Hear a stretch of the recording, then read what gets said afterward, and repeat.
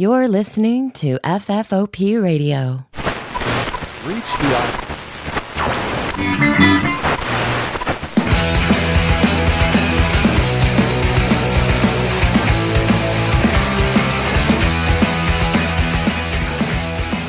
Hey everybody, and welcome to the show. My name is Dave, and this is the Reviewniverse, right? Because we're going to review something.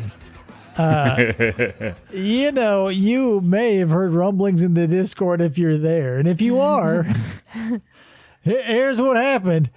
The story, well, maybe I should introduce the guest first, then we'll go to the backstory. It's, you love him. It's PJ. He's back on the show. Hi, it's me. Hey, what's Poop up, Jay. PJ? Chris is over there also. I am also here. So, what the backstory of this episode is, because you obviously read the title of the episode before you're listening to it. Yeah.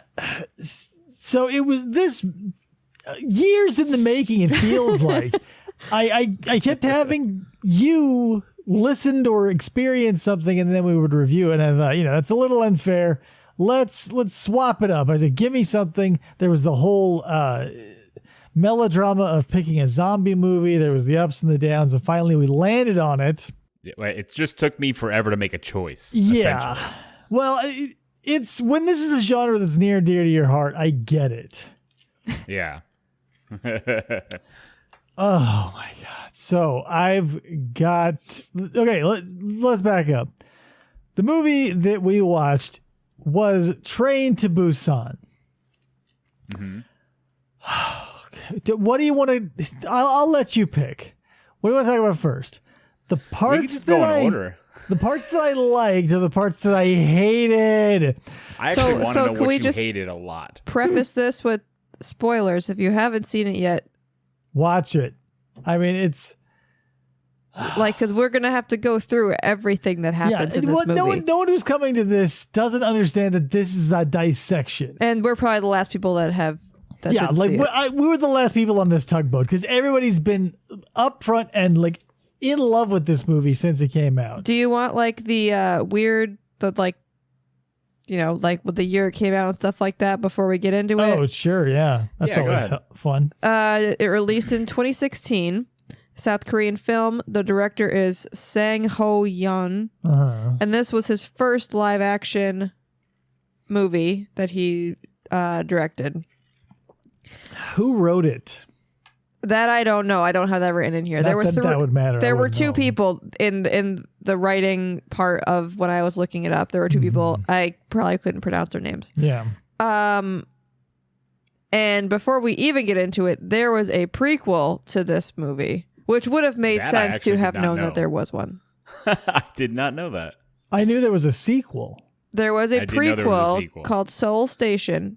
It was early 2016 before this one came out, and it was animated before he made this live action. But it talks about everything that happened prior to what we're going to get into. Backstory of the zombies. Yeah, which would have been nice. Well, not really. The backstories of zombies are irrelevant. They only mentioned the word zombies twice in this movie, by the way. Right. Well, it doesn't matter. They are whatever you want to call them. Every movie has their own flavor. Infected. They call them the infected. They're walkers. They're this, that, or the other. They're zombies. Well, to me, in my head, zombies ate people. So, PJ, let's get some consensus, because I think there are like 4 or 5 varieties or species, if you will, of zombie. Yeah, so there's a lot of different types of zombies. These ones are highly I don't even know what I want to call them. They're very odd. These ones would be considered smart zombies, actually. Yeah, they're very because specific. They attack, they turn somebody, and then they move on. Yeah, and they move relatively quickly. Yeah, so they're kind of like they're similar to like 28 Days Later type zombies because they're almost rabid. Yeah, because when I hear zombie, and I know a lot of people my age probably do because they're growing up with like the Dawn of the Dead originals and yada yada yada. You think the classic Romero zombie, which is slow, and they eat the whole thing. This isn't that. This is like they're just looking to bite and turn. It's not a hunger thing. It's not anything but propagation of this illness, essentially. They're essentially biting until whatever they're biting dies, and then they stop biting it because they must assume that it's dead. Time to move on. Yeah, so that's their whole point is just. But a whole bunch of this, not to get super into it yet, I guess, but like they didn't even die yet. So they just kind of bit them and left, and just did they just assume that it's going to happen regardless? Well, sometimes you get them pushed off. Like, every zombie is going to be an individual, just like every person's an individual. So you can't hold all of them to one stereotype. That's racist, probably. Anyway, here's the long and the short of it is, I did not like this movie. I would have never guessed. But here's the thing. I didn't like it simply because it was cliche incarnate. So we'll just start cracking into it. So we are essentially following this guy and his daughter, right? Mm-hmm. So he could be more cliche if you like. I can't. It's unbelievable. He's that workaholic dad who's always on. He's like basically. Remember, here's a touchstone for everybody. God, not what was it? Robin Williams in Hook. Get me? Yeah. Business. I'm a bad father. Yeah, estranged from the wife. They live towns and towns apart. God knows how far. I mean, essentially a train ride, large train ride. Yeah, and yeah, that's definitely the typical. But the grandmother, he lived with his mother, which was interesting. Yeah, I think that was a cultural thing. But like, I think that's pretty much a cultural thing. Because it's not like he doesn't make any money. Especially because he was divorced. I think that's another reason why. Yeah, we're opening on trope after trope after trope. Maybe you don't want to call them cliches. Maybe they're just tropes of these types of movies. It's tropey. Yeah, this entire movie is just all of them in one. Except for one that I was waiting for. I would like to preface with saying that my absolute favorite zombie film is an entire movie of zombie tropes. That is literally the movie. So, the movie is just all tropes, but that's what made it so good. I see why people like this, and it's misleading. Everybody likes it because it's shot and acted incredibly well, but it's written very poorly. Yeah, and I cannot give something a pass if it's so like, because obviously this is why we're doing this show. If you can't get a critical pass. Like, and everybody is just, it was a cartoon, literally, because now learning. Before we get into too much of the meat and bones, what other zombie films do you like? So, like, what would your other, like, top ones be, essentially? Like, my literal top one spot is probably Day of the Dead, the original 70s one. Okay. All right. Because it balances the horror just enough with like a lighthearted attitude where if you're a pussy like me, you can't, because like the one after that is way too dark for me to like go back to and enjoy, because the human condition and the human characters in it are so bleak and evil and corrupt and like at wit's end. Yeah. But in the mall, it's kind of fun still. Have you seen like 28 Days Later and Shaun of the Dead and I've seen Shaun of the Dead and I've not seen 28 Days Later or 28 Weeks Later. Okay. I don't recommend the other ones, but 28 Days Later is good. Yeah, I mean they're all good in their own right. It's just you have to be into the zombie niche to like it, because that's the thing. You can do one of two things when you do a zombie flick. You go with type or against type. And sometimes you get what we watched now, which was a mixing of all of these. Because it was all the cliches of all like the dumb like the people are acting like these are dumb, slow zombies, and technically they were at times. But whatever. So the crux of the thing is like the daughter is fed up with the deadbeat dad. She wants to go live with mom. Yeah, she wants to go there for her birthday, which was the next day. Also, her father is just a terrible person. Yeah. He's a real shitheel, because he's the corrupt corporate guy who's just always not on involved. his phone. Yeah. He's checked He doesn't care about anybody except himself. They literally like solidify that in the opening scene when he's just like, sell all the stocks. The repercussions don't matter. And then he just asks a lighthearted question like, oh, do you know what kids are into these days? Yeah. Because he literally didn't like, he was just trying to solidify that he literally just doesn't care about people. Yeah. And that was the beauty of this. It was all so blunt and so long too. Oh my God. This movie was so long. An hour and 17 minutes. It probably 117 minutes. Sorry, yes, 117 minutes. It probably could have shaved like 20 minutes off that movie. Yes, it could have because here's the thing. When we get to the train, we're introduced to so many characters. The baseball team, like all the rowdy people in all the cars. We sort of get a thumbnail picture of all of them, thinking that they're all going to be characters. And to a certain extent they are. But I was like, oh my good God. If they are introducing all of these characters, it is going to be a long, drawn-out ride. And I was right. Like, we did not need that many characters. Personally, I would say keep it tight. Right? Like, especially if you're going to kill them anyway. Like, this is a zombie movie. I understand we're going to be taking heavy casualties. Don't personify the ones that are going to die anyway, and also make them for instance, like the baseball guy who makes it so far. Yeah. Yeah.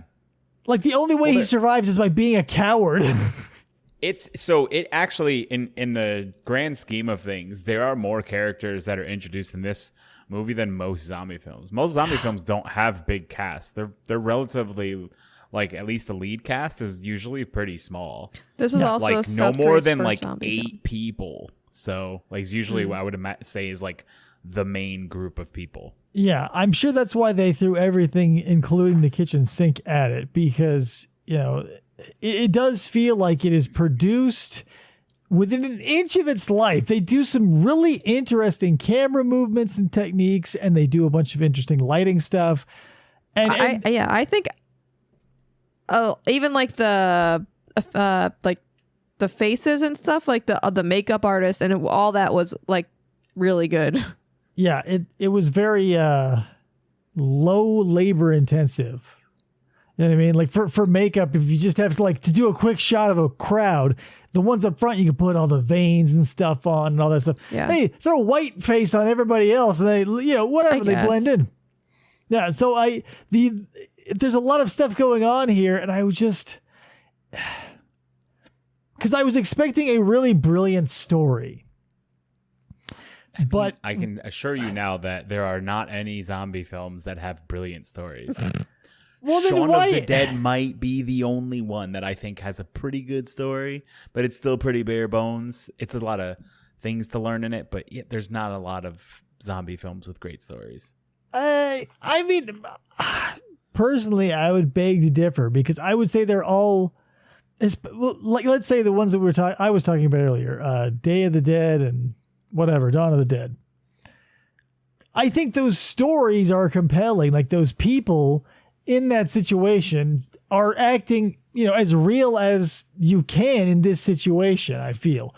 And that is part of the journey for me, is like, I want to see people acting as people would act. And in this, it was all just like hero shots and everybody's, oh God, like the dynamic of the sisters alone is staggering. And I could talk about it for 3 hours. The sisters were just meant as a crutch to kill the people who were assholes. Well, which they didn't even need to do. Not only, I wouldn't call it a crutch. I would say that was a beautiful through line, because the whole time they're there, I'm thinking, what are these two old bags up to? Like, when are we going to see them get ate? I kept thinking. But there was setup and payoff for them. Yeah. But if they weren't there, then they like if they weren't there, you wouldn't even been like they need something like that. It wouldn't have even been a thought because I don't think they were even needed. They could have just broken through that thing. Well, no, you needed that. That was they had in the story. They had specifically shown in the movie that they couldn't get through the door. Yeah, so they needed somebody to open it. It was essentially like it was very gratifying. That was one of the gratifying moments. Is like some tropes just do work and pay off, and this is a good one. So, but let's back up. We're still at the beginning of the movie. So, okay, going to Busan.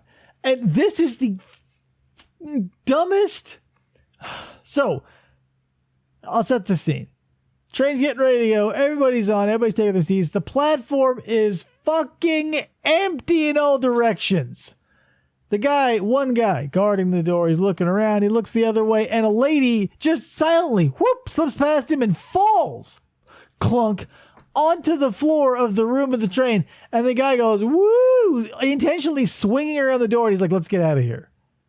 Yeah, and it wasn't silent to us because you could hear her. Yeah, making noise behind him. Is this a deaf guard they hired, PJ?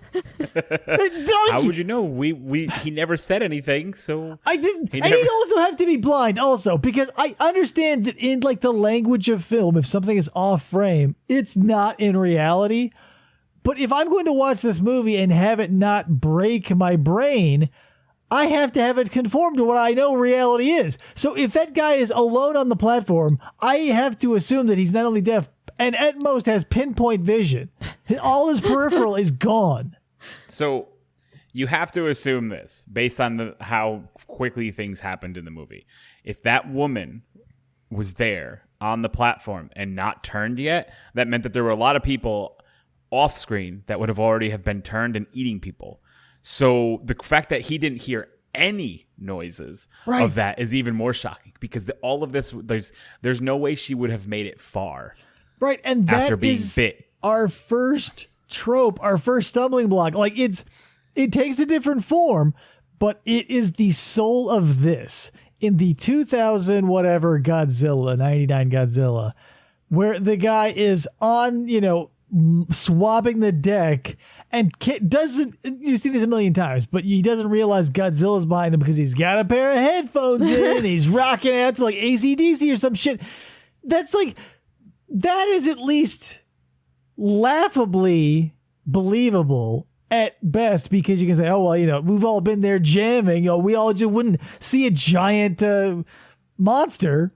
This guy doesn't even have that excuse. He's just an asshole who's bad at his job or blind or deaf or gold bricking or I don't know.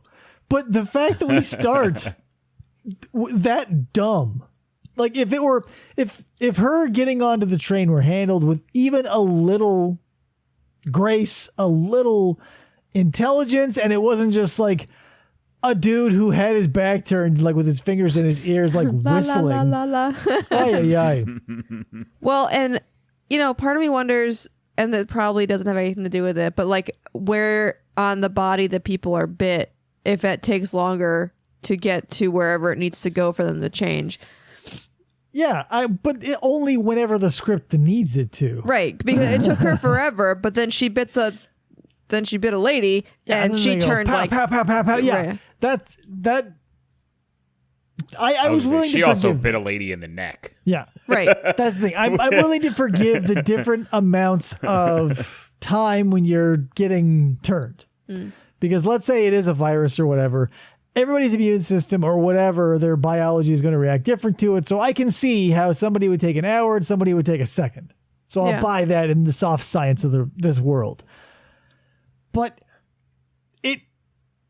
the fact that it happened like a tidal wave, where it was like 1, 2, boom, and it was just like, then it was car after car after car of instant zombies. And that was the longest train ever. It was like Folgers of zombies, instant. Every time you added water to a cart, it was boom, boom, boom, a hot steaming cup of zombies. I mean, in the grand, like when you think about how quickly something like that would happen, it would happen relatively like fast, especially in small enclosed areas. I mean, let's be real. We're talking about a fantasy disease. Yeah, but like in the way that it's transmitted, like how fast it would happen, because most people wouldn't be prepared for someone to just jump on them and bite them. Oh, for By sure. the time they like were getting in fight or flight, like they would have already been bitten. Right. Yeah, yeah, you're right. The mechanism by way which it is spread is semi-ingenious, like evolutionarily speaking. Yeah, because like most people, their fight or flight takes a second to kick in. By the time it kicks in, they're already gonna have somebody on top of them, like chomping at them. Yeah, if you're faster than someone's, logical mindset, because everybody wants to go, hey, whoa, back off. But if you forget social norms, they'll plow right through you, and that's how zombies work so good. Yeah, that's why like in every movie, it's just like it happens so fast because like everyone's like, wait, what are you doing? Hold on a second, and then they just getting bitten in the next the next scene. So the lady gets on the train, she bites one of the stewardess, and then all hell breaks loose. But here we have to introduce a couple of characters. Oh, the dude, the homeless guy. Well, the homeless guy is like a big meh. I don't give a shit about him. But he's one of the main 6 or whatever. So you can bring him up. He's a homeless guy who sneaks out of the train. He's like, they're all dead. I'm like, yeah. I've seen your character a million times. Let's move on. The little girl of the dude. Dude falls asleep. Little girl runs off to the bathroom. Runs into buff dude in purple shirt and pregnant wife taking a whiz.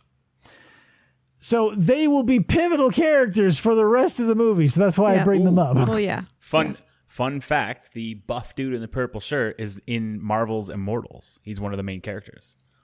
I buy that. Like, he looks like a dude you would tap for. I'm pretty excited because out of all the characters, I think I liked his character the most. He was probably my favorite part of the movie. Yeah, I liked his character the most by far. I was really worried that he'd be a total douche, but with all the characters we were working with, well, and he was a douche because the other dude was a douche, right? Yeah. And so it's like an alpha thing. Yeah, and it was fine though. That was the thing. It was fine. So this is another running gag that like breaks credulity all the time. Everybody calls attention to it because the zombies are now boom, boom, boom, car after car after car. A wave of zombies is coming. So, all of this collides where now the little girl is running and now the dude in the purple shirt and the girl his wife, who is pregnant, comes out and they book it. And this pregnant woman is able to keep ahead of zombies for the rest of the goddamn movie. Spoiler alert. Yeah. At like 8 or 9 months pregnant, she got a huge belly. And not gonna lie, that was the thing that I was waiting for to happen. Is there was gonna be a time where she was gonna go into fucking labor and have to scream. Expectations. Yeah, like that was the one trope that didn't happen, where something had to be super quiet and then she had a contraction. In a zombie film, though. Yeah, I'm glad they didn't, because Me too. It would have been super annoying. It was already super annoying as is, but that would have been more annoying. So basically, there's a teenage girl, and the one baseball or lacrosse or whatever game they play are the ones that are left out of the teenagers' car. Yeah, so now we have this ragtag team of, like, what a huge wandering cast. So we've got, like, purple shirt and pregnant wife. We've got bad dad and daughter. We've got baseball dude and... That teenage girl. The teenage girl. The homeless guy. The homeless dude, yeah. Oh, God, I wish this guy died, like...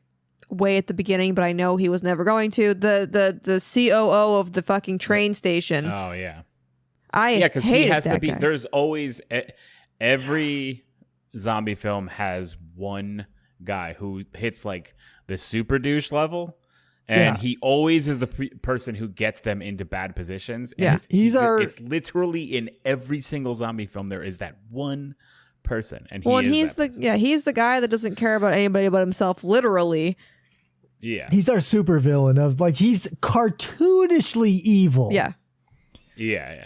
And so, another trope, and that's how you knew he was going to be the final boss, if you will. Mm-hmm. But whatever. So I was like, oh my God, it was so early in the movie and it was already packed with zombies. And I the number 118 flashed before my eyes. And I thought, dear God, what is going to happen?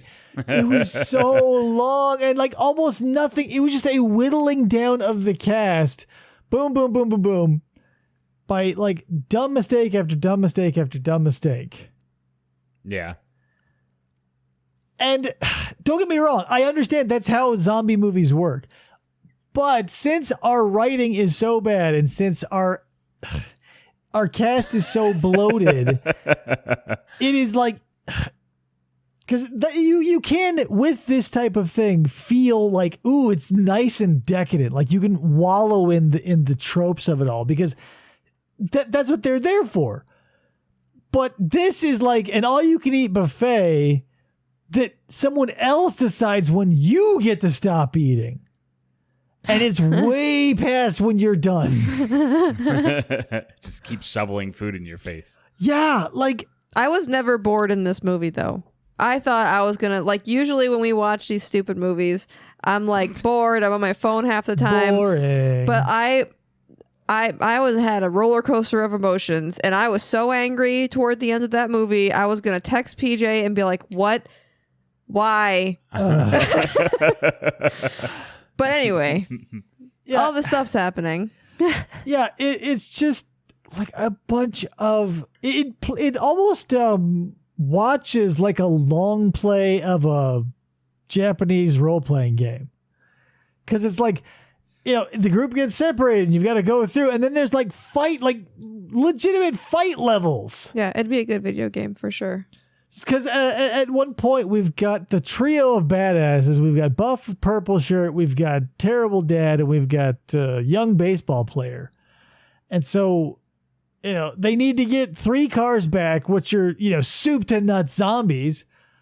And they go, I guess we'll just have to go straight through them. And I think, what the fuck are we doing here? Like, Are they incredibly super scary and dangerous, or is it something that you can just wrap T-shirts around your arms? T-shirts are batting tape.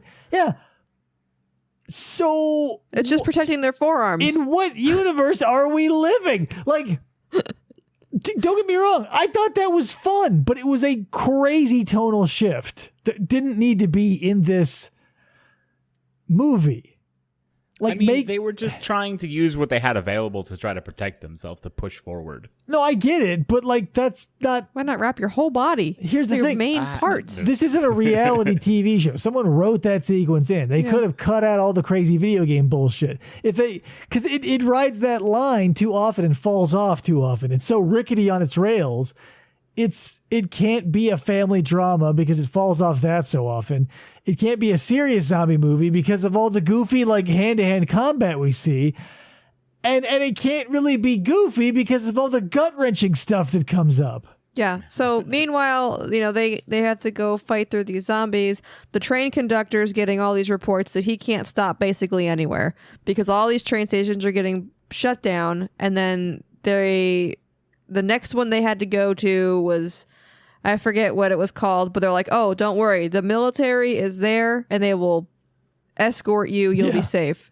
One thing I did like visually was every time they would pull through a station, all the people who would, run by, like, because they, are attracted by movement. Mm-hmm. Like all the people that was a fun visual, like that you don't see a lot because how many zombie movies do you see on trains? So I like that they exploited that aspect of it. Like just imagining like what it would be like having all of them turned in a station and still having to roll through. Because what are you going to do? Stop?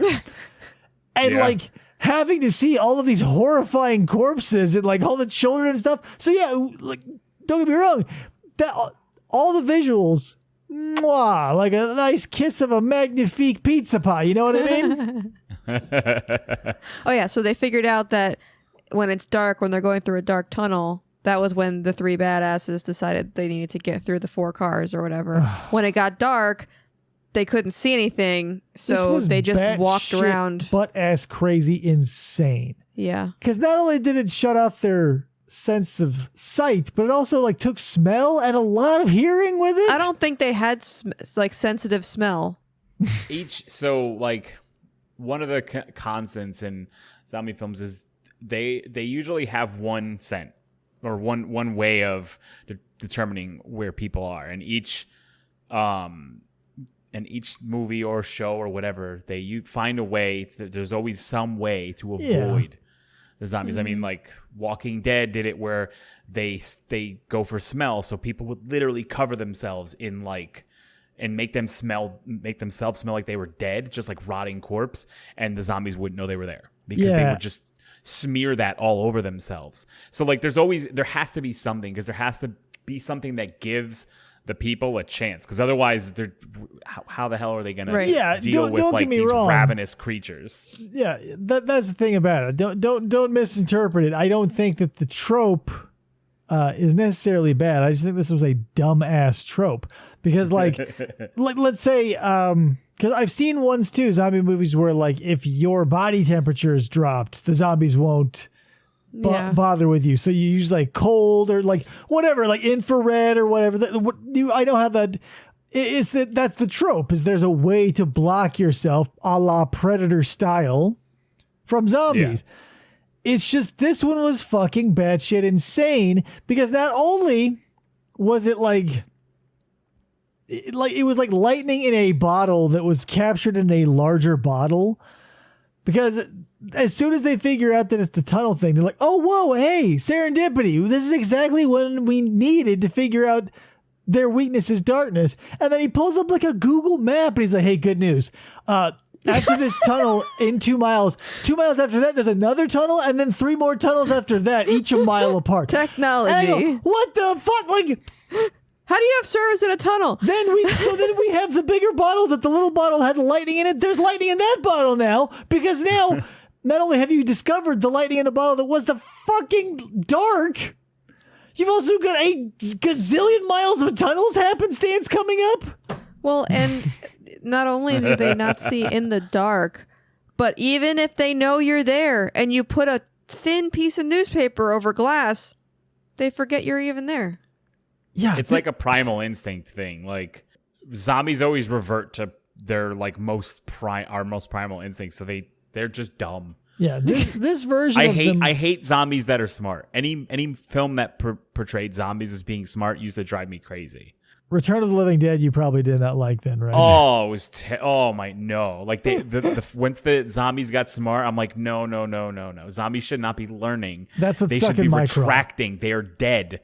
They're rotting corpses. They should not regain information. Like that should not be happening. And this was an interesting twist on all of that, because you didn't know if they were still alive or dead, because the turning was so fast.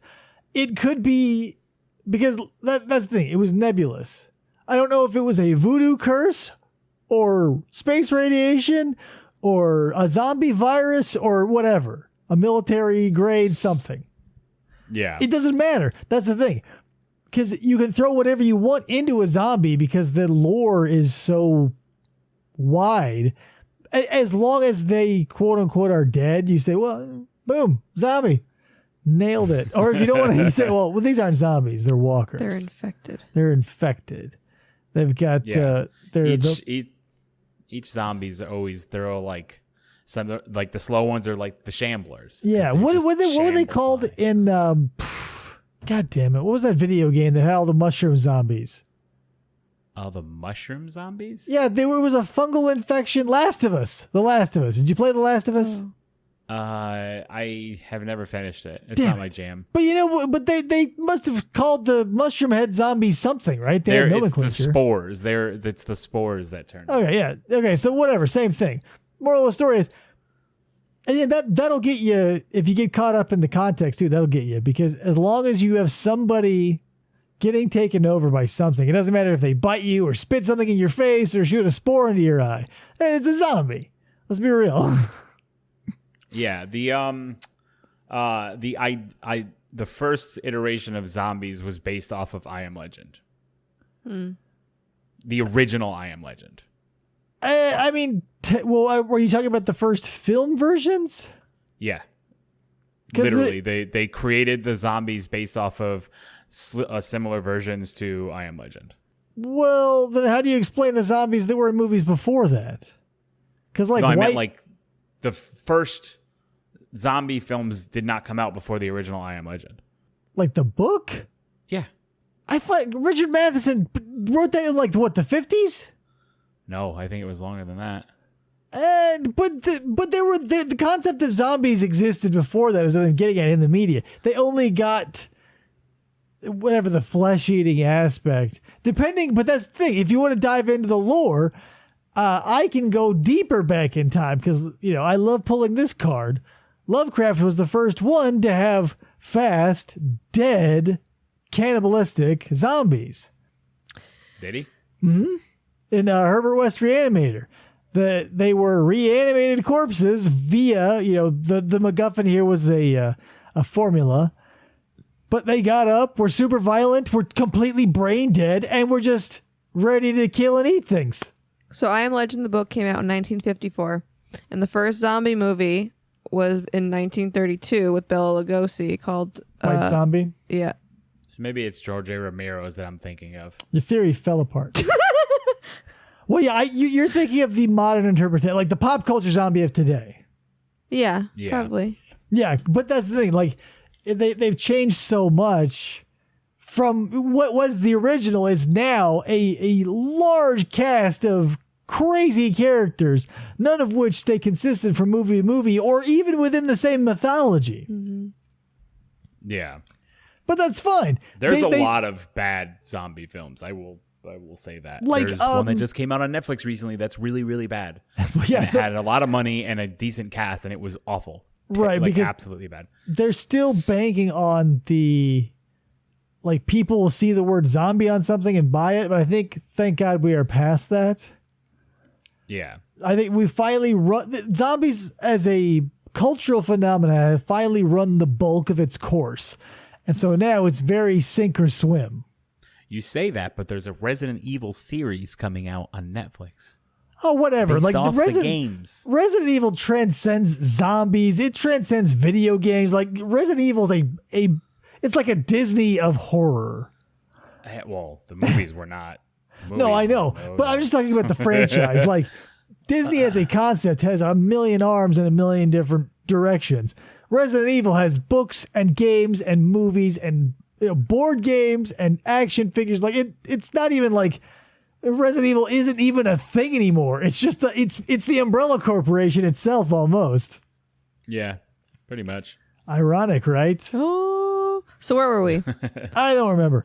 They discovered the dark. That the dark is that they were in the tunnels. They had to do all that shit. Yeah, I thought it was clever too that they used the luggage racks to shimmy above the zombies. Oh, that was way at the end. But yes, that was cool. Yeah, it was part of the whole tunnel. Yeah, shit, and so they whatever. had to.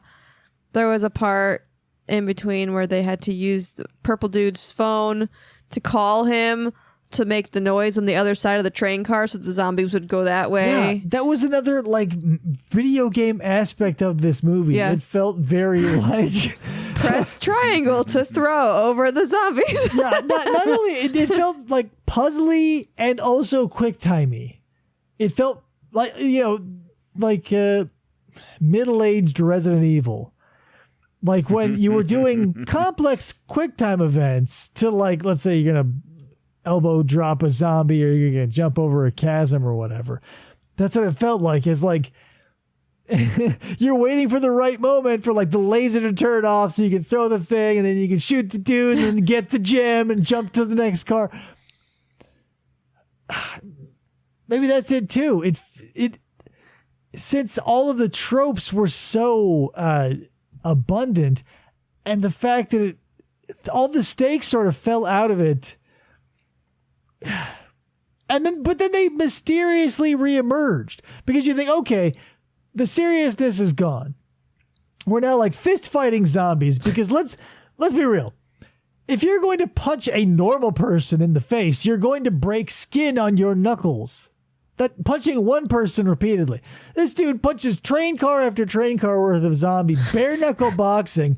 Doesn't take a cut. I'm thinking in my reality brain, you're infected. He's going to look down and see all the cuts on his knuckles and be like, oh, sorry, dudes. And go, blah, But no, his knuckles are bulletproof.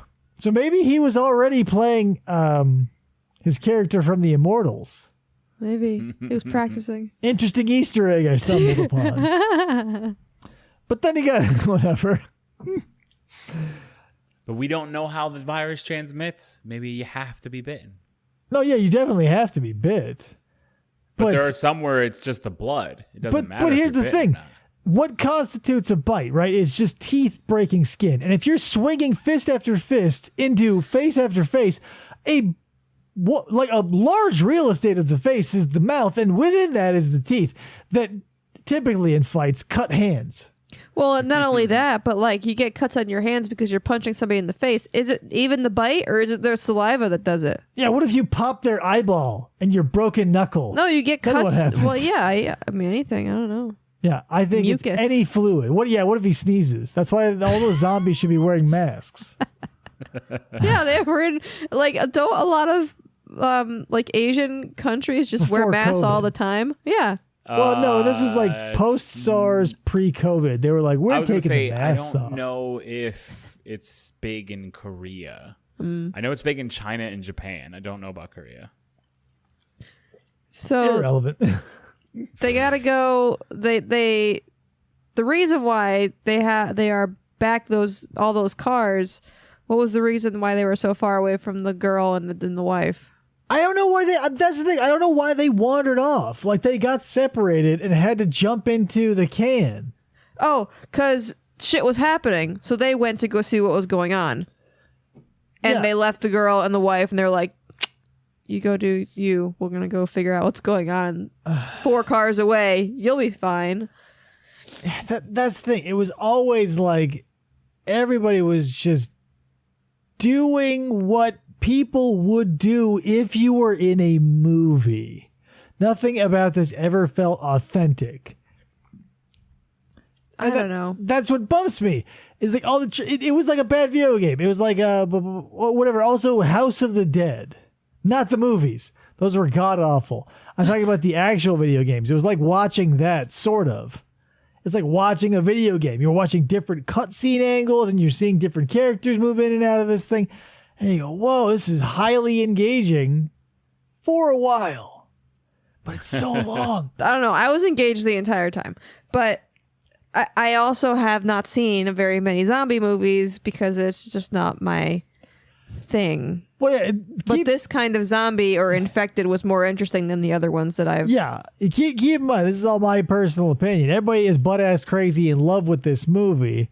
I'm going to be the only one you're ever going to hear who says I don't like it. You will be in the minority of people who don't like Train to Busan. Definitely. Don't get me wrong. If it weren't like, and here's the thing, it was behind a double-edged sword because I heard about it because of the hype around it and have been hearing about it. Subconsciously, my expectations were pretty high because everyone had been like really upping it to me for 6 years now?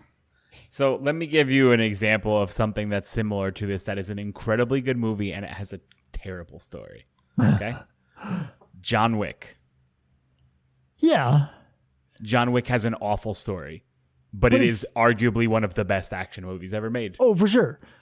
But action movies don't need stories. Like they just zombie movies don't need story either.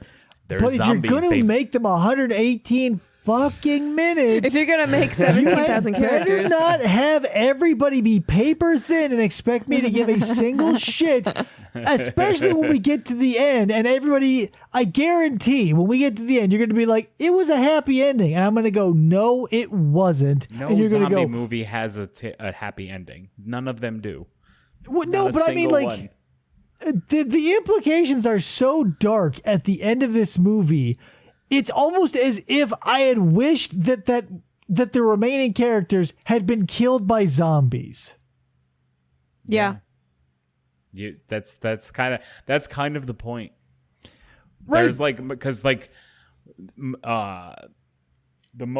of the more recent of the Deads, they all think they escape and then they die on an island that they traveled to thinking it was safe, and there were zombies on the island and they could not get off. Right. So they literally traveled this far distance the entire movie to get there, and then they die when they get there because and they that's thought the point it was of a safe. zombie movie is like nothing is safe. It is nihilism incarnate. Like everybody is going to die and or be in a really terrible situation where you wish you were dead. Yeah, there's one zombie film that not everybody dies, and it's the whole world rebounds, but it's literally just one. So, well, yeah, that's the thing too. Like at this point, like, give me subvert one expectation beyond the one that we got. The lady carried the baby the whole time, which was nice. We didn't have to have that stop and wait and be annoyed by that scene. But again, all of these characters are so unimportant.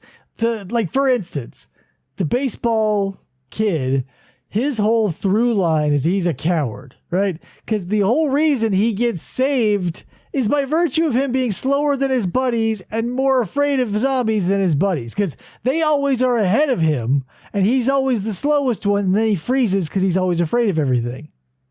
Yeah. And so, why do I care? Trying to show that. Well, it's. I think that was just trying to show that you like it's in some instances it might be okay to be the slowest person. You don't have to be like constantly sure of yourself, and you could be a teenager. Still get the girl. No, that's bullshit. That is a bullshit interpretation. No, that guy was a shitheel living off the grace of others. Like, if he had not been roused from his own fucking fear coma time after time after time, nature was trying to cull him from the herd. It was by the virtue of everyone else that he did not die. And then when left to his own devices, spoiler alert, when he finally gets to his Princess Peach, right? And, since everybody's got to die, Princess Peach gets bit. And he has an incredibly long, prolonged, jittery change sequence of the girl. Plenty of time to get your goddamn ass up and run the fuck away. But he's such a loser character that he sits there and waits for her to turn. So, boom, he's dead. I think he just gave up. Yeah, I mean... He literally, everybody he knew had just died, and the only person that he might have, like, at that point even gave a shit about just died in front of him. And most of them died because of his inability to act. So it just caught up to him at the end, and he's just like, I don't want to live. Right, but he'd been doing that repeatedly. Yeah, but that was like the freezing in the clutch time after time after time, and we did not have terrible father to be like, "Hey man, you're worth something," because you're not. Pull your head out of your ass. If you want to survive, survive.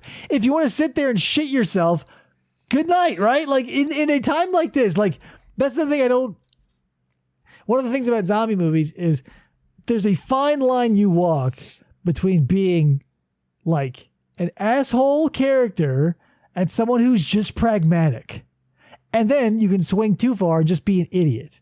Because if someone is like, that guy was dead weight.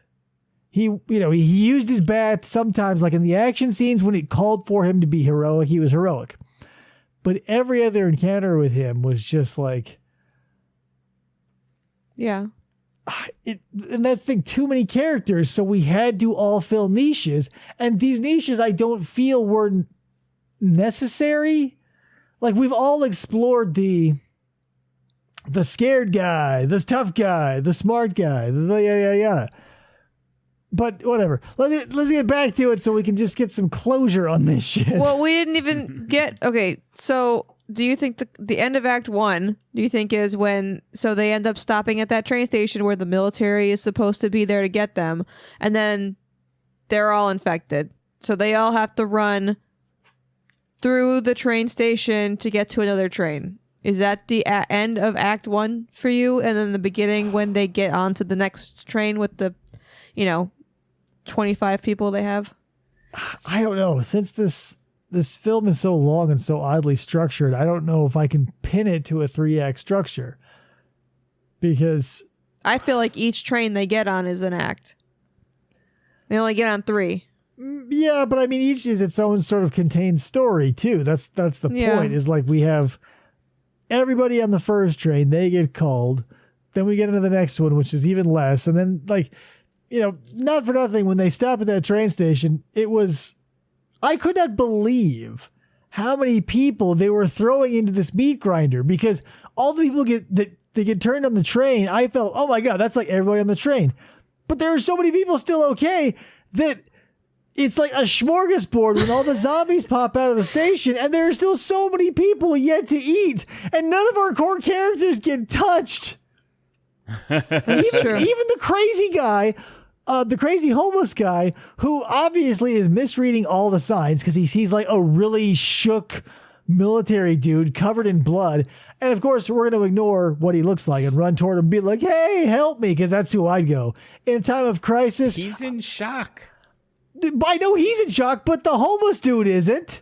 No, the homeless dude was in shock from the very get-go. Right. He was in like utter shock. But bullshit. He still has eyes. He would see that dude with the 1,000-yard stare with the blood all over his face and the destroyed uniform and know that this is not your saving grace. He would not be continually running down this 80-foot hall toward a walking corpse, essentially, being like, oh, help, thank you, God. Then, of course, all the zombies rush in like water. He's delusional. He was so focused on there being some sort of saving grace that when he saw it, he had so much hope for it actually being true that he just ran for it and he didn't act rationally at all because he is just in utter fucking shock of everything that is happening. Well, and the only reason that he went that way was because douchebag dad and the little girl, the douchebag dad called and tried to make a connection to get him out a different way, and the military guy's like, I'll get my guy, and then that went to shit because there was nobody. Because that's his character, though. He's super selfish and only looks out for himself. He doesn't. The only thing was curious about is how does he have the kind of connection that could get the military to come meet him? Because I'm pretty sure he had connections to the whole thing to begin with. When you're rich, you can do whatever. But here's a strike against the insane guy being so insane. If he has the wherewithal to listen to dude's phone call, the one side of it, right, put that all together, and then formulate a plan to tag along with this dude. Yeah. Bullshit on the fucking shock for seeing the dude with the blood on his face then. This guy has either intellect or he has gone batshit insane. I cannot accept him vacillating because that's not how the human mind works. He can't be like, give me a New York Times at the duty free at this beautiful train station. Oh, like the next 5 seconds. No, he was with his wits because he has hero moments later. Yeah. So let's not denigrate him and say, oh yeah, he's totally in shell shock. Well, no, he was in shock, and maybe it just. Because in terms of the movie is passing over 2 hours, but it is 100% taking longer than 2 hours in actual time. So, yeah. So, oh God. So they have to get through the train station to get onto the other train. So, we're also cutting to the ritzy car with our big villain, and his toady. Blue jacket. Yeah, because all of these people, essentially 24 people. They all, the pregnant lady, the daughter, all of them get on the train. And the only three that are left, like you said, is the baseball guy, the purple shirt, and the dad, because they had to get the door closed before it got broken in 4 seconds after they closed it and locked it. So then they had to, that's why they were so far back on that train to get through, because the train already started going. The big business guy was like, fuck it, just go. We're going. Just go. Floor it. Everybody, enough people are on the train. We're leaving. Oh, yeah. They had to jump on. So they had to jump on 4 trains back, or however many cars back they were, and they had to get to the pregnant wife and the daughter who were locked in a bathroom. Okay. To explain it didn't make me enjoy it anymore. It just feels. I'm just getting forward in the by thing. going backward. That we already discussed that part. So let's jump to. So, everybody's dying, right? So now we are trying to get up to the front where everybody is, and this I don't know why blue shirt had so much power when directed by Big Boss Villain? Like, you would say, don't show any human compassion to anyone, Blue Jacket. And Blue Jacket would go, aye, sir. Like, what the hell? Maybe because of his status, he thought that he could help them out when they got to where they were going. I don't know. But that's the thing. Everything was so counterproductive. And then, like, the immediate... people act weird ways. I know. If one of these things happened in real life, like, so many people would die so fast because so many people are fucking dumb. Yeah, agreed. But and that's part of it too. Is you can never capture how a bunch of humans would react in this situation. I mean, like, we're going through something in the current world now, which shows how many people are stupid and would die during something like this. In this. Maybe that's the problem. Is it's not stupid enough to be real. There aren't enough people running toward the zombies shouting, "It's my right!" Right? Yeah. Like nobody is waving an American flag, just getting devoured in like quicksand of zombies.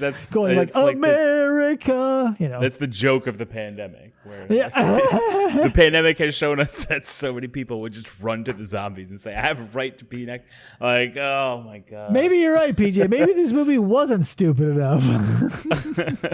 So they get through, they get all the ancillary characters. The three dudes get all the ancillary characters, and then they have to go into the hoity-toity train car with all the other people. And that's when they were like, they saw them coming and they were already tying the doors down to not let them in because they assumed they were infected because the boss guy said so. This was a really nice sequence that we should break down. So once our core group, we've got bad dad, daughter, pregnant wife, purple shirt, still, right? Yes. So old ladies. The sisters. Can't forget the sisters. Yes. Sisters still with us after all. So and baseball kid. Whatever. Yeah. So our characters get into the main cart, and everybody's like, "No, you're probably infected." Even though, like, now we have plenty of evidence that shows it happens very quickly. Everybody just immediately goes, "Oh, we're going tribal. Since you guys are new, get the fuck out." So they push him into the vestibule and lock him in, and you think, "Well, this is totally fucked. At least whatever, yada yada." And like within seconds. So important part, not both of the sisters. They have one sister. Yeah. One went behind. And we're also missing purple shirt. Yeah, at that point we're missing purple shirt. Okay, so untangle this web for me. He sacrificed himself before that car. Yeah. So the whole reason they were able to get to that car was because he basically turned into a zombie while his arms were holding the entranceway and the zombies couldn't get through. So he was already turned, but he was still blocking them from progressing. Yeah, they had to break down the other door because they wouldn't open the door for them. So they were doing that. That's the thing, man. There are so many goddamn, like, another thing. When it's so long, we're going through so many doors and so many barricades. Everything is a fucking... All the levels are alike. Like, it's like playing the first Halo. It's room after room after room of the same shit because you're on a train. And I don't know why Dread... And the flood just keeps coming. Right, and that's the thing. It just feels there's no change in scenery, which can be used to our advantage because you can use that claustrophobia a la Dread. But this was just like, run, door, lock. And then, like, the trope of... someone's being chased and having that last moment of shutting the door and having the still alive person being like, no, and then being either devoured or letting in at the last second.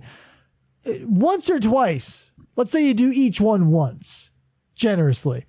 But at every fucking opportunity, I feel like that was happening. Like, they did it to the pregnant wife at one point. They did it to the sister. They did it to this person, that person. It was like, I get it. We don't need to see all the tropes all the time. Oh, it killed me. The first time that it killed me was when the sister in the front car saw the other sister on the other side, but she wasn't turned yet. And the other sister was like, she didn't realize she was there until the very last second, and then she got bit. Because she saw her and was like, oh, and then she was already gone. Like, she was gonna go through the door, but But that was our payoff. Like, we had the sisters, they were, thick as thieves the whole way through, doing this train thing. They get separated, and the expectation they set up was like, each of them thought the other died. Yeah. So in that moment when I'm seeing them and like they're gonna be like, oh hey, and like we're gonna see that hug, I knew that wasn't going to happen. I knew that sister was dead meat. Boom. But what I didn't expect was the payoff of like the snapping of the other sister. Yeah. Yeah. So they pushed all the other characters, the quote infected ones that were infected, into the front. And we're tying down both sides of both doors, so that nobody could get in or out, which was, whatever. And then the older sister was like sitting there in her chair and was like, all these people are fucking fighting.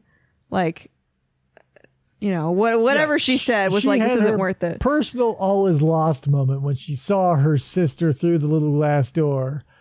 And so cathartic and so gratifying to have like just a cart full of people who are like objectively assholes. Like it's a car full of other humans who are shouting inches from a pregnant woman's face. Right. Like they're degenerates. And a child. Yeah. And like a 6-year-old. Yeah. They were practically spitting on these people. So you want to see them thrown to the meat grinder. And did they. But then, the rug pull of like, oh, Blue Shirt and Big Boss, they hid in the shitter. Because of course they did. We've only been in Why not? It will be, by the time we see them in the movie, in the bathroom, is our 9th trip to the bathroom in this goddamn movie. So many bathroom shots. So many, like, god damn. Like, not for nothing, though. A Korean bathroom... A Korean train bathroom, I should say, looks luxurious. It'll fit 8 or 9 people and a camera. Right. So really impressive. Nice on you, Korea. Yeah. South Korea. South Korea. It saves on set money. True. Undoubtedly. If this was not shot on a train, it would not look as polished as it does. Yeah.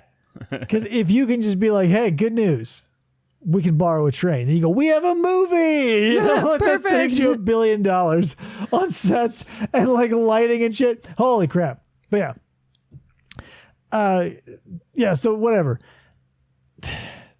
This is another pivotal point where we get another winnowing of characters. So they're headed to Busan and they end up at Drangel. I can't remember the name of the place. Something like that. And so conductor, who is just like a pilot of an airship, gets on his little intercom and he's like, hey, everybody who's alive, I'm headed left. You can get there. I'll take you, Godspeed, and I'll catch you on the other side, sort of thing. And, obviously, so evil. So evil is the big boss man that here is the scene. It is everyone in the car that they now occupy is dead and turned. So Big Boss looks outside the bathroom, sees a shit ton of zombies. Dude in the blue shirt goes, is the coast clear?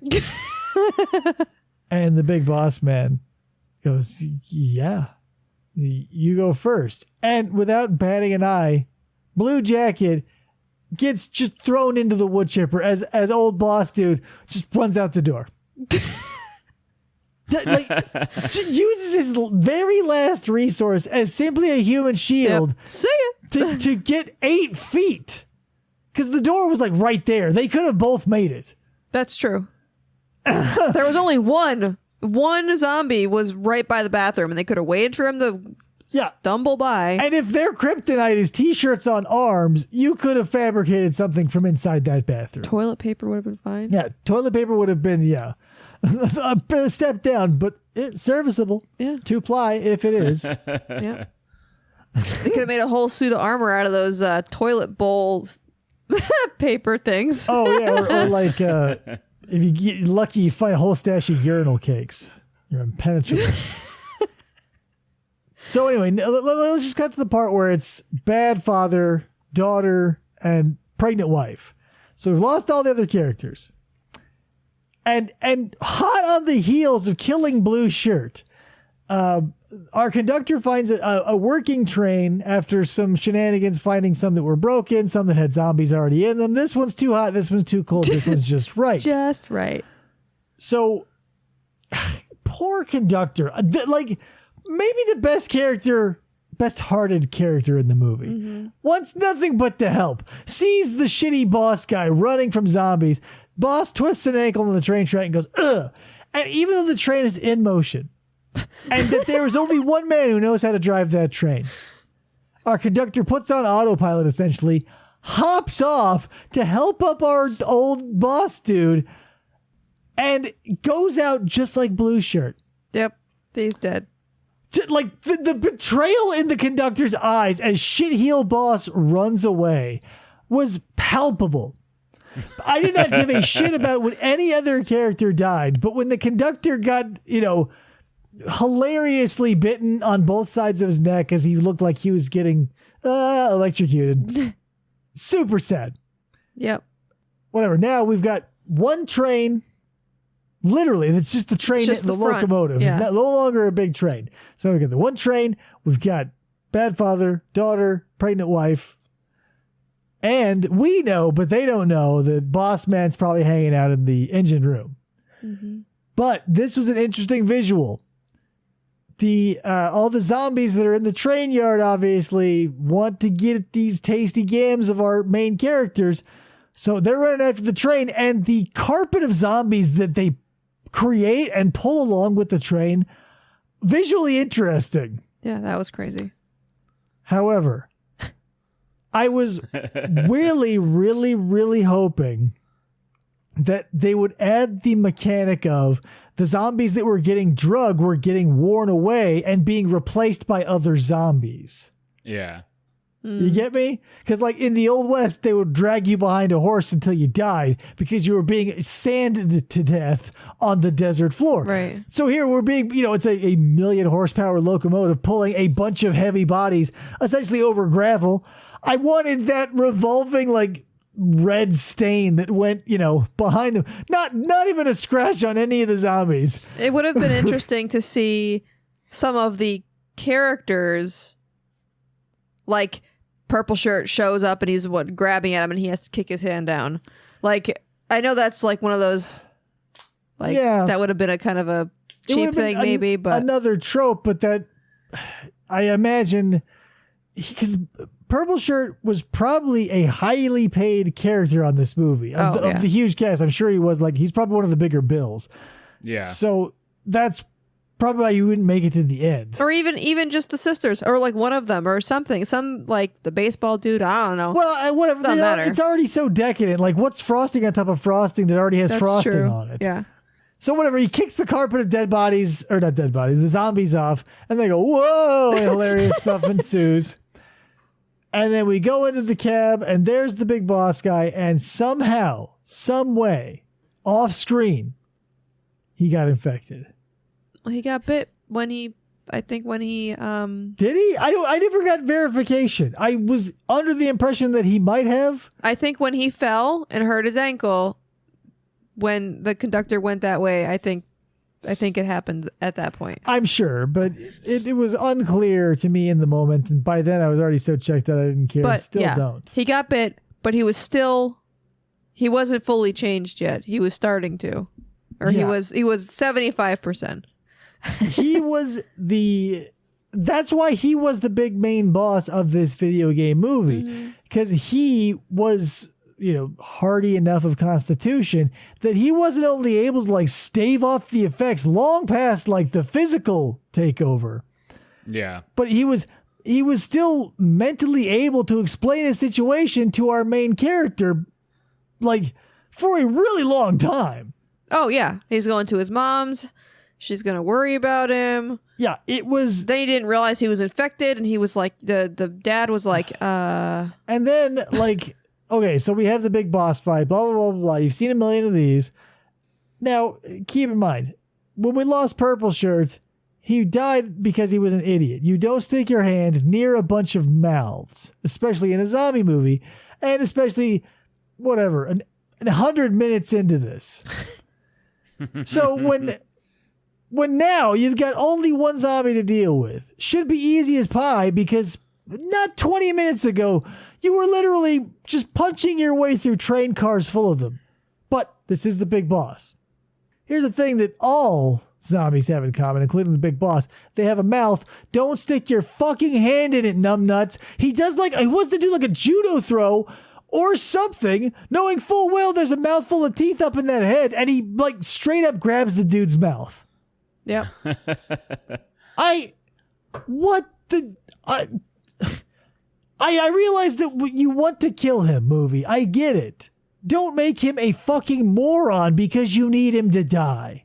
I don't think that's the thing. That's my problem with the end of this movie. I do not think they needed him to die. I think he could have gotten into a fight and it could have gotten super close, whatever, and then the pregnant lady maybe knocks the guy off or something. I don't think he needed to die. Part of this movie was that gut-wrenching. I could not. Because that was the whole thing. If it ended right there, like they drive off into the sunset, they push the big boss off, whatever, yeah, then it's like a normal movie, right? But it gets so bleak and dark and like absolute, like almost a black hole of disparity. At the end of like, you know, a semi-fun sci-fi-esque romp on a train. And then we have to go through the whole like father, like our father's arc ends in his enlightenment via having to commit suicide because of his wraparound grab the dude by the mouth technique. What? So yeah, okay, woo, gone. And so I think, okay, I've completely given up on this movie because it is so annoying, because wild shifts in tone like this are disorienting, and not only that, like, it's what message are we trying to get across with this movie is what I'm getting at. If it's going to be a fun zombie on a train movie, make it that. If it's going to be like an interpersonal drama where zombies are just the backdrop, make it that. If you're going to make it a bleak dystopian, like The Road level, like everything's fucked, so good night, everybody, like, make it that. But we have this 3 movies crammed into one deal. Yeah. And it leaves you on the biggest kick in the dick. Like, put the dystopia up front, but the pattern was off. Zombies always leave you with the biggest kick to the dick at the end. That's their thing. I know, but then keep it consistent. Be it kick to the dick repeatedly. I think you can get kicked to the dick, but I still don't think that he needed to die for you to get kicked in the dick. Like, all those other people are dead. It was still bleak regardless. No, he had to die. He had to. For the story, he had to die. Yeah. It was. It's like my favorite zombie film. It's basically 2 best friends, and one of them dies at the end. Like, yeah, he's religiously fucked up the whole movie, and then he finally does a few good things at the end, and it still isn't enough to redeem him, and he still dies. Because spoiler alert, dude is implicated in this whole bullshit nonsense. Yeah.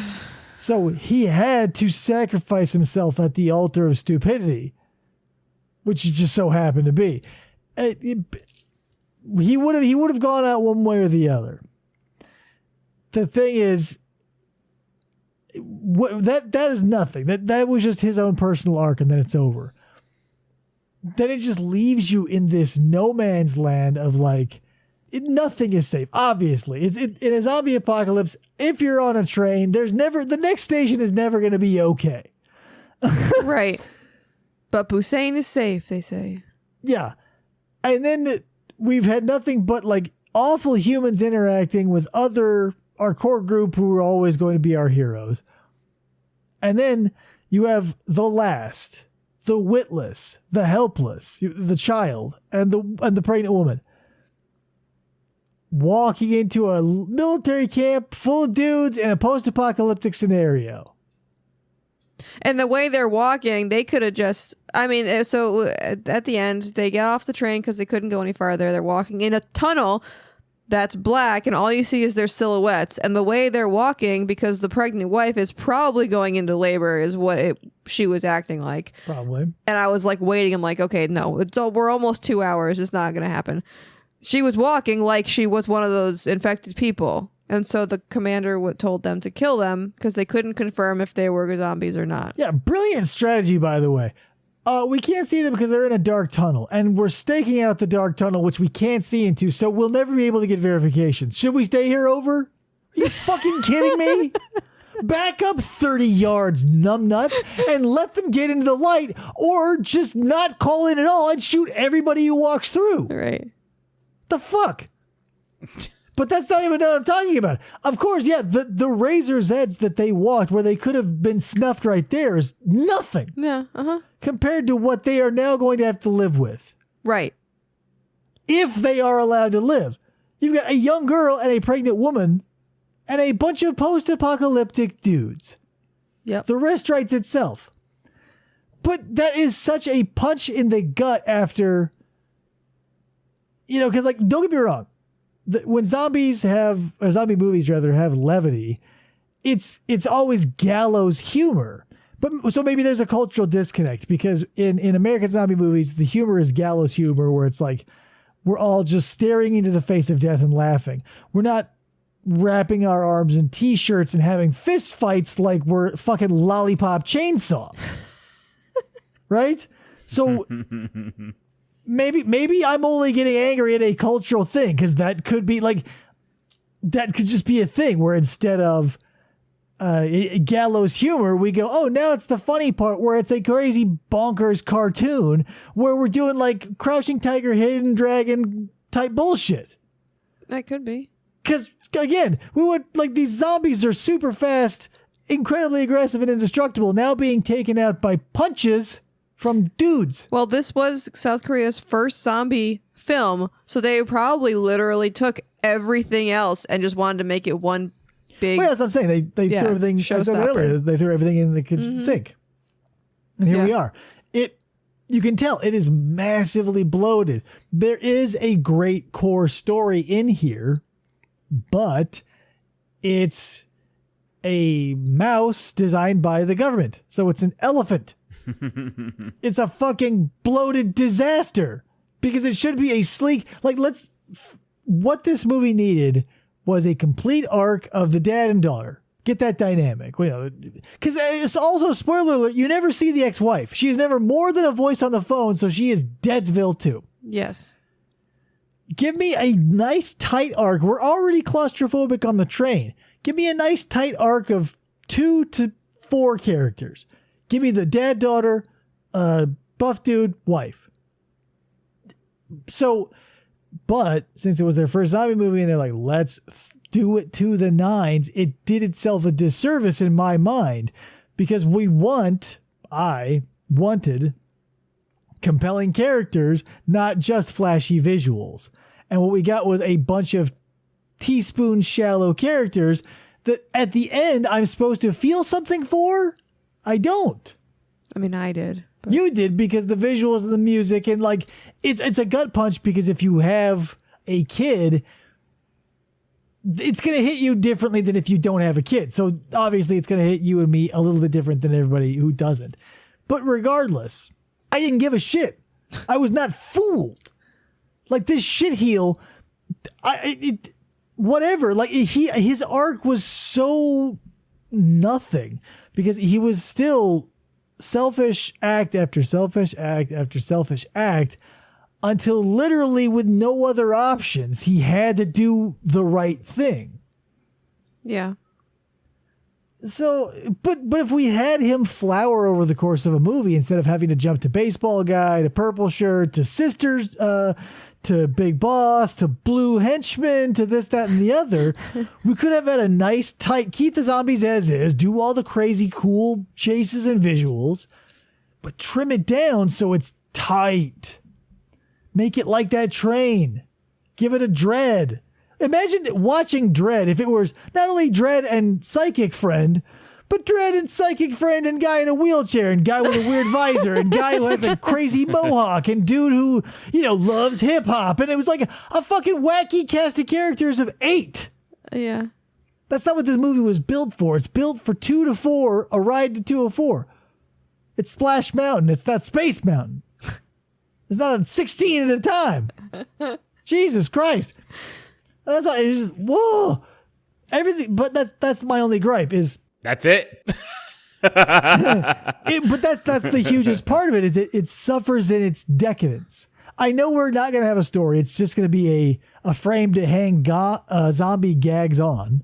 Yeah. So don't make the frame 10 miles long that I have to walk by and be like, oh, there's that gag again. It's like a fucking, it's like a museum of reruns. If every museum, every room in the Louvre had all the same paintings just on different walls, you'd be like, what the fuck am I doing here? You'd leave eventually. So I want to talk about the end. So the very end, they're walking through the dark tunnel, which nobody knows what's in there. So they call back. They call back. No, that's fine. What I'm saying is they call back to the beginning of the movie. The daughter had to sing in a recital. The dad missed it. The grandma plays it. She didn't finish the song that she was singing for her dad. Called down to now we're at the end of the movie, and she starts singing the song. Now, I understand why wrapping up the movie, whatever, from the beginning. You don't know what's in the tunnel. So if the zombies are in there, if anybody's in there and nobody knows, and you start singing, they're going to come running for you. Listen, nobody is doing anything rationally in this movie. Especially a child. Yeah. Well, the lady could have been like, "Don't do that. Why are you doing that now?" It's not like if they had gotten if zombies had coming up on them at any point in time, they were done. It didn't matter because the two of them by themselves weren't doing anything. That's what we're left with: the witless and the helpless. No, the child is without wits. No experience. Yes, I understand that. I liked how they brought it back around. It was a MacGuffin. It was a plot point. It was never like an emotional, like this was a haha gotcha. Like nothing ever rang true. Even though the little girl was probably the most authentic character. Yeah. Because she stays true as to who she is and doesn't waver. Like her intentions and motivations are always very pure. Mm-hmm. She's still like, who cares? Like I'm only invested in her as a character because she's 6 and she's adorable. If she were an adult and had the same qualities that she has as that 6-year-old, I'd be like, okay. She'd be the blue jacket guy. Yeah, right. Exactly. Yeah. So yeah, that's my major gripe is like, don't overdo it. And when you overdo it, it takes something that could have been like a really nice, tight 9 to this is a 5. I don't give a fuck about it. It wasn't so bad that it was hilariously enjoyable. And it wasn't good because it was good and then it kept being force-fed to me for the next 40 minutes. Well, David doesn't like 5s. Yeah, and that's why this sucks. A 5 sucks legitimately throughout all perpetuity. Guess what percentage it's got on Rotten Tomatoes? 5. It's really 50. high. No, I don't know. Probably something super high. 94. I was gonna say it's very high. It is. People love that movie. Yeah, and I don't get me wrong. I don't disagree with why they probably enjoy it. Mm-hmm. If you read some of pick some of your choice reviews, Krista. I'm gonna gab with. I don't even really have reviews. Oh, like look them up. Yeah, we'll look them up. I want to see what people like about this. Let's start with you, PJ. What do you like so much about this movie? I just like I like it for the experience of what the people go through from the beginning to the end. Like I just like that the journey that the characters take overall. Like we see them have to go through so many different like struggles, but they're like literally just on a train the entire time. The only times they get off the train, bad things happen. So like they're on a train and the whole world is collapsing outside this train. and it's also collapsing inside, but they're sort of kind of managing it to some extent for like as best as they can, but like the outside world is completely falling apart. And like they as long as they stay on this train for a while, they have some sort of like reprieve from the total collapse until they are forced to get off it, in which case it also totally collapses to literally no characters. Yeah, I get you, but if you take out the word train and put in the word mall, you've just described my favorite zombie movie. If you take out the word mall and put in bunker, you've described the zombie movie that came immediately after it that I hate. So maybe that's it. The gimmick is the setting, because we all know what's going to happen interpersonally between people. Yeah. Oh, there's like the fucking Shaun of the Dead is the Winchester. It's every zombie movie has a setting. The only they all have a setting. Right, but I'm thinking, my point, they all obviously have to have a setting. Like, nobody is floating in a white void being like zombies. My thing is the setting is the gimmick. Yeah, but it's a movie. Like, no one's ever in a moving thing. They're usually stationary. The train is moving. Like, everyone's always stationary. They always go to a place and hide and bunker down. This train is moving. But it's this semi-irrelevant detail, whether the thing that you are locked in because the outside world is crazy is moving or stationary, changes not the dynamic of the people inside. No, it just changes the gimmick of the zombie films aren't always just about the zombies. They're almost always more about the people. Always, it's the struggles of the actual humanity of everything. It's right, like the zombies are more of like a crutch to the characters, but like it's the interpersonal relationships that the people have. Yeah, I think I've said that 30 or 40 times. Yeah. But the point of it is like the other gimmick, because the thing is, yeah, we all go for the people, obviously, because the zombies, number one, have no lines. Number two, aren't compelling as characters or villains or anything. They're just really crazy, scary swarms of mindless garbage. So, of course, we're going to look to the humans. But at this point, how many more stories can we tell of humans under stress by zombies? Doesn't matter which one it is. If you want to go to the first Romero one, Night of the Living Dead, it's just people in a house that are dealing with zombies outside of the house. And that's what every zombie movie is. So all you can do is change the gimmick, which is how the zombies look or act, or where you are stuck in. Yeah. Or if you're even stuck in anything. Because with that one Resident Evil movie where they were like in a convoy across Nevada? Oh, yeah, So even going against a trope can be a trope in itself. Because you say, oh, you know what? We're not stuck in anything. We're moving across the U.S. Convoy. You're just stuck in trucks now. Yeah. I mean, like the world outside still hasn't changed. It's just we like the different places in which humans can bicker amongst each other. Yeah, like I said, it's more about the people than it is about anything else. Like the setting doesn't really change. It's you're just watching it for the interactions between the people, because that's where the most differences that you're gonna get. It's right, but now my thing is like I know all the interactions we're gonna have with the people. Let me ask you this: did any character in this movie come out of left field? Like our bad guy was cookie cutter, our neglectful dad was cookie cutter. No, I like I said from the beginning, the guy, the blue or purple shirt dude is the best part of the movie, because he is one of the people who's fundamentally different than most characters in a zombie film. Yeah, but it was a small ribbon of chocolate through a mountain of shit, because everybody else was just sort of playing to the nines. Correct. The purple shirt guy was one of the only people who acted most, how do I want to say this, like logical most of the time. Like he was willing, because in these situations you would have the type of interpersonal like butting of heads between two dudes who think they're alpha males, but we also have to see that fall away because they're fucking zombies and we can't be in a dick measuring contest because a zombie will bite it off. Yeah.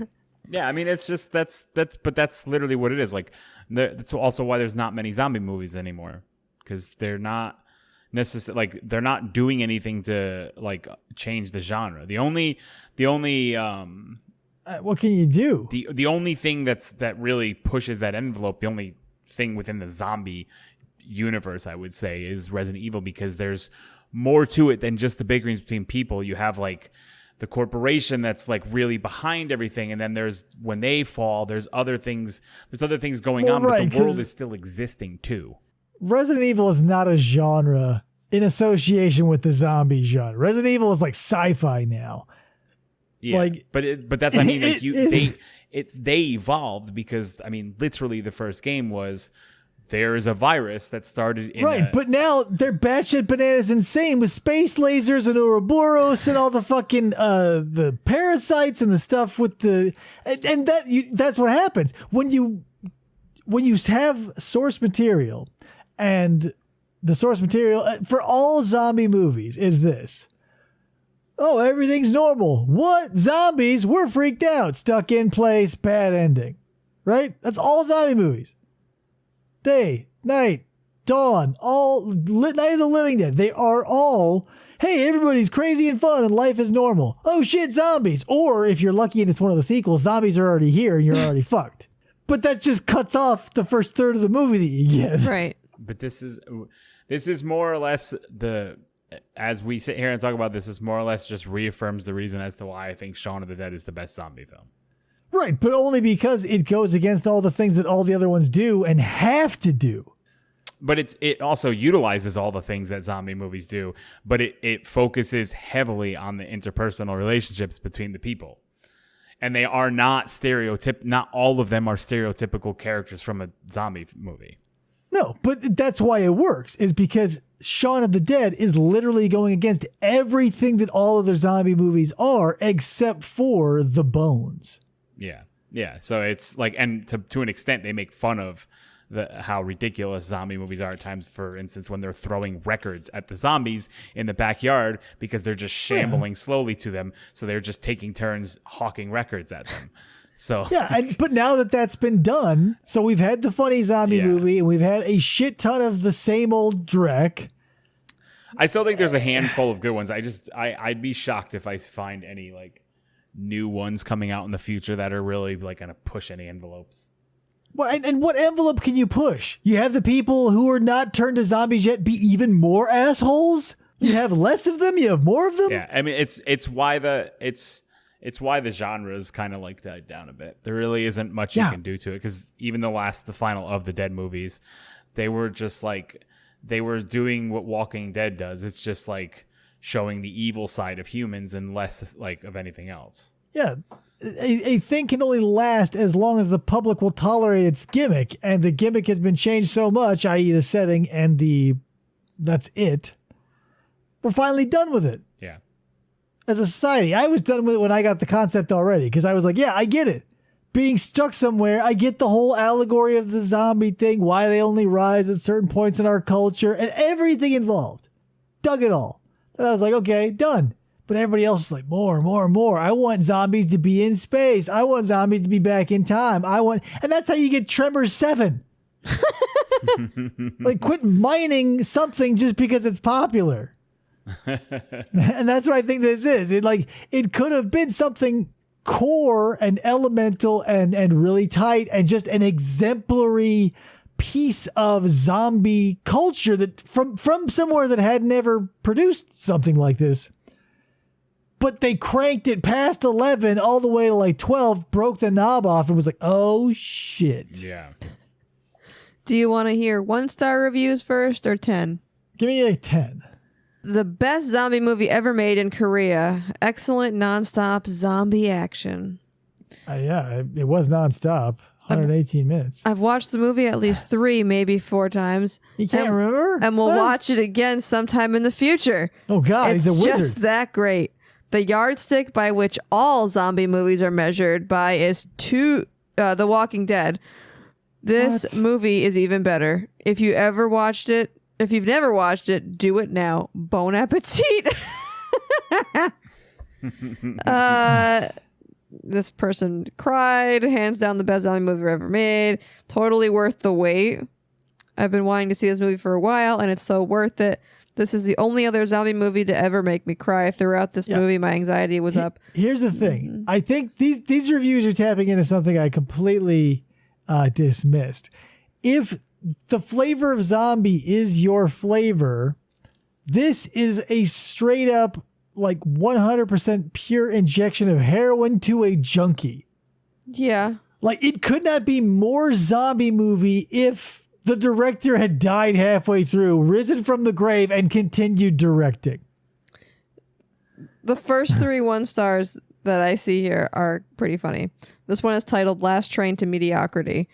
I don't understand the reviews here. Do people come to watch teenage girls in skirts? Why are the ratings so high? Definitely in my top 3 worst, quote, horror movies. I cannot believe how stupid actors are. It's all full of unbelievably stupid decisions. I mean, that's every zombie film. Right. This person says the user reviewers must be zombies. Predictable, morally corny, poor acting. Well, that's except for the girl. See, that's the thing. With everybody's opinion is going to be different. I thought all of the acting was fine, and not even fine, like good. Yeah. No, yeah. But that's the thing. If you just don't like someone on the internet, you can say bad acting, because how do you define? You say, well, what is good acting? Yeah. Well, not this. What does that mean?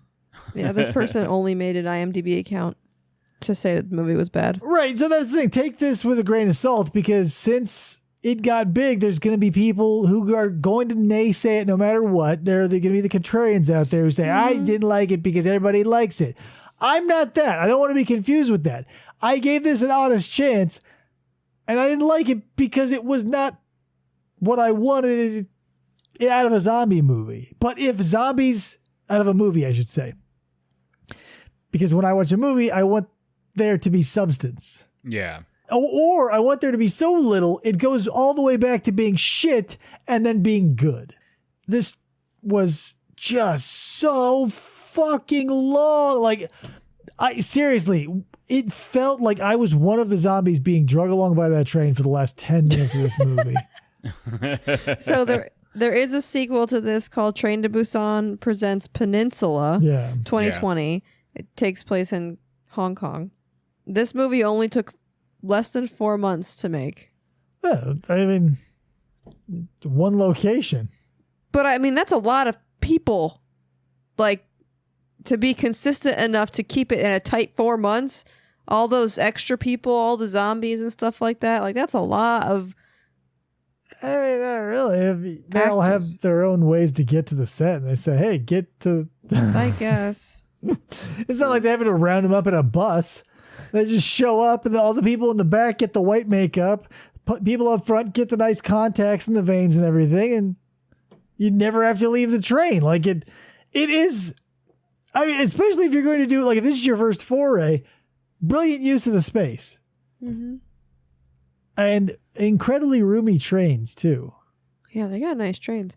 I really liked the transition that the purple shirt guy had when he was fighting off all the zombies and stuff, and like, obviously he was gonna die and stuff, and when he was telling him the dad to, like, take care of the wife and whatever, and when he went to yell to the wife what the daughter's name is gonna be, like, you could see, like, he was already, like, his eyes were starting to, like, glaze over and stuff. I liked the transition of how they got him from normal to being turned.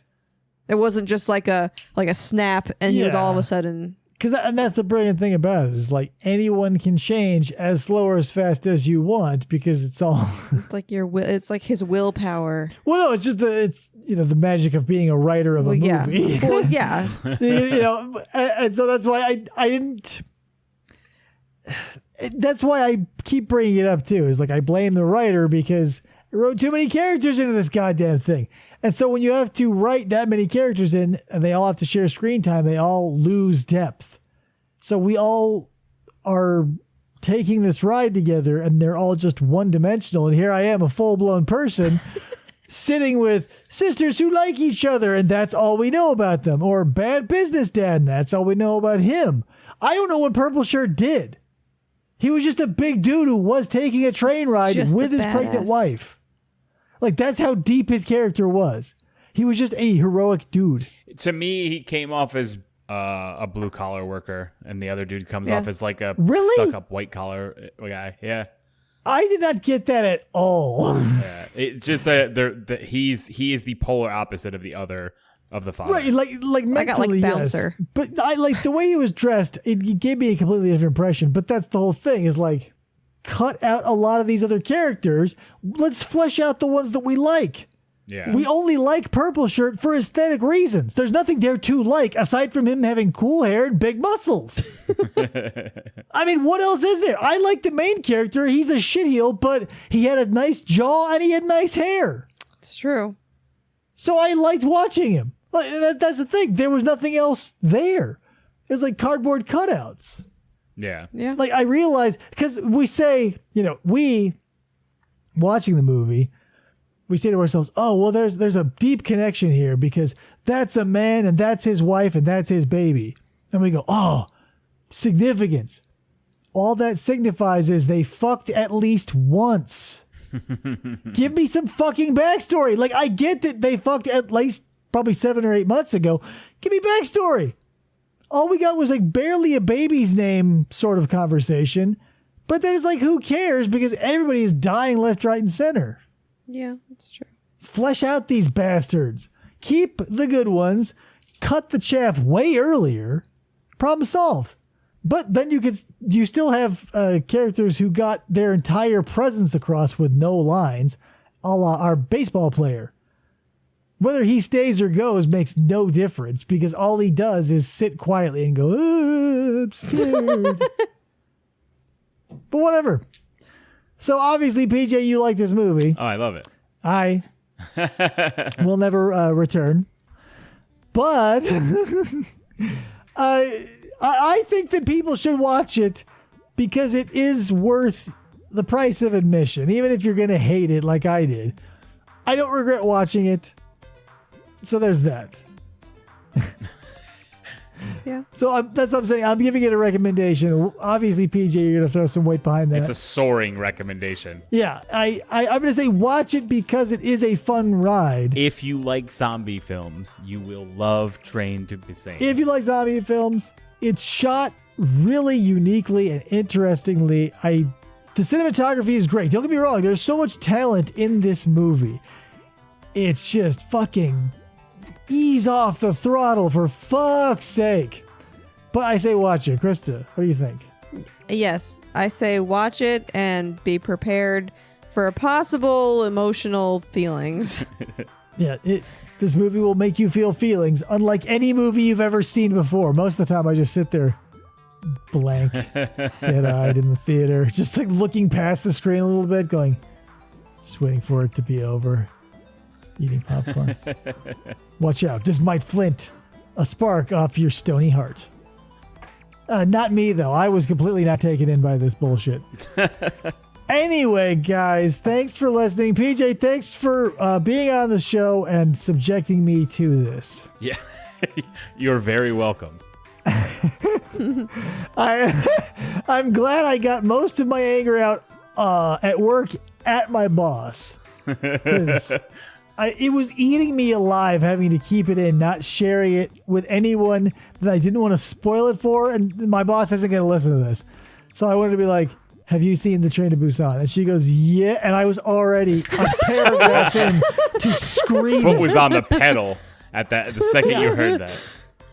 It was like, I'm surprised she saw it. She's into that sort of thing, like horror and sci-fi. Is counterintuitive, but she likes that. But whatever. We're talking about my boss now. She's not part of this review. Anyway, guys, once again, thanks for listening. PJ, thanks for coming on the show. Thanks for having me.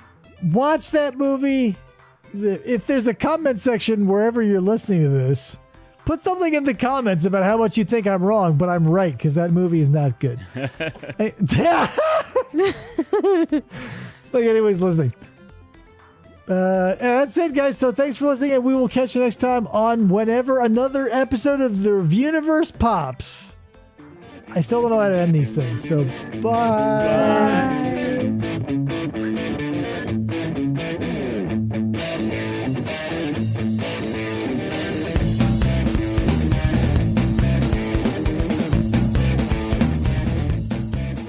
Or they try to.